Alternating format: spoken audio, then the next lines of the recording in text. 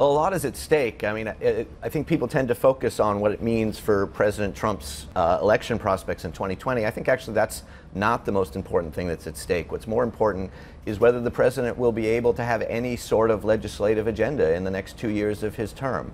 If the Democrats take the House, there will be no domestic legislative agenda for the president. They will stymie absolutely everything, and they will bog him down in probably dozens of investigations, which will occupy most of his time. I almost don't want to ask this question because it's almost like playground. But who's to blame for this? Can I point the finger at Mr. Obama as well? Because after the healthcare debate and after he got through so many issues on healthcare early in his first term, after that it seemed very poisonous thereafter. Am I wrong to say it's been the last 6 or 7 years rather than just the last 2 years?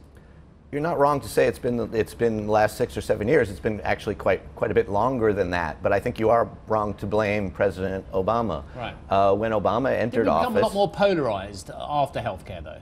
No, things have been becoming polarized for quite some time before that. Mm-hmm.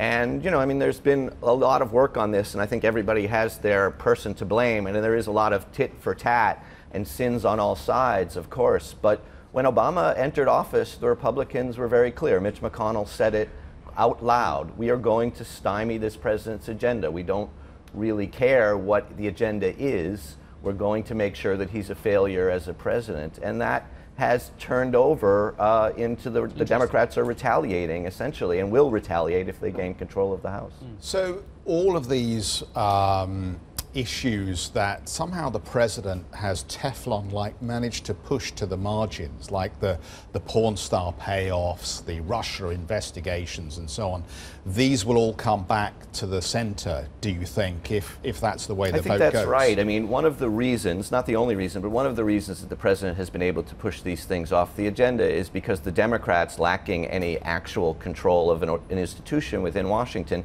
don't have a very good platform for them. If they win the House, they'll have the power of subpoena, they'll have the power of investigation, and that will enable them to a degree to set the agenda of the news. And that will mean that they will, when they start these investigations, they'll be able to run the news cycle a little bit more, and they'll be able to focus attention on things that they believe haven't got enough attention. It's not just Russia, which has gotten relatively more attention. It's things like the emoluments scandal. It's things like President Trump's financial scandals. It's things like his payoffs to porn stars and other people. These things have bubbled up slightly in the press and then just disappeared. There's a lot of journalists, and I was listening to a podcast from the Post the other day. There's a lot of journalists who have full-time people looking at the financial affairs of the president. And you say the president's financial scandals. No one's turned up anything illegal yet, have they? I think that that's right, and I'm not actually predicting that they will. What I'm predicting is that because the Democrats will have a platform to keep these scandals going, whether they find anything or not, that they will be in the news. Think about the Benghazi scandal in the Obama administration. The Republicans in the Congress, because they had that platform, were able to keep that scandal going for years. When we look back on it, there in fact was nothing there. And that can happen with Trump, or there can actually be something there, and it can be even more exciting.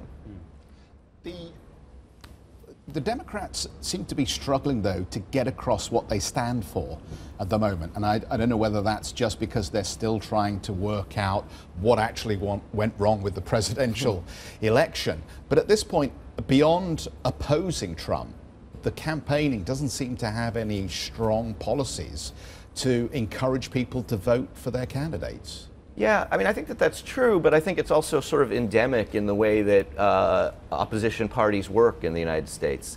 Right. They can't have a leader, and they can't really have an agenda that they agree on. But I think in the past several presidencies, they've been very, very successful at motivating voters with hatred of the incumbent. And that was a Republican strategy in Obama and Clinton. It was a Democratic strategy in Bush and Trump. And in the Trump presidency particularly, because he is such a divisive figure and not a very popular figure by presidential standards, that is actually quite a successful strategy. So I'm not really clear that they need an agenda. They will have to graft one when they find a candidate in 2020 to be their standard bearer. And that candidate will have to bring in some sort of positive agenda, but that's more than a year away. Hey, everybody. It's Hadley Gamble from our new CNBC Middle East Bureau in Abu Dhabi. Thanks for stopping by. Now, to watch more, you can try one of the videos that just popped up on your screen. And don't forget to subscribe.